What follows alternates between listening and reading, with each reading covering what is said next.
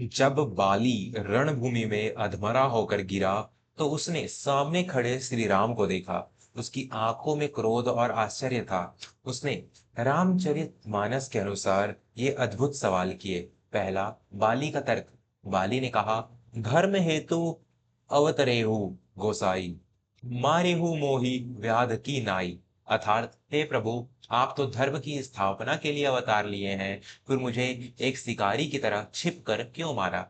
मैं आपका क्या बिगाड़ा था? अगर आप सामने आते तो मैं रावण को बांधकर आपके चरणों में डाल देता। दूसरा, श्री राम का प्रथम उत्तर। मर्यादा का उल्लंघन। श्री राम ने अत्यंत शांत स्वर में कहा, अनुज, वधु भगिनी सुत नारी, सुनु सठ कन्या सम एचारी। राम जी ने समझाया कि छोटे भाई की पत्नी, बहन, पुत्र की वधु और अपनी कन्या, ये चारों समान होती है। तुमने अपने छोटे भाई सुग्रीव की पत्नी रूमा को बलपूर्वक अपने पास रखा, जो कि महापाप है। ऐसे पापी को दंड देने के लिए किसी युद्ध के नियमों की आवश्यकता नहीं होती। तीसरा, छिपकर मारने का रहस्य। सुग्रीव का वचन। राम जी ने बाली को बताया कि उन्होंने सुग्रीव को अभय दान दिया था। बाली को वरदान प्राप्त था कि जो भी उसके सामने आएगा, उसकी आधी शक्ति बाली में समा जाएगी।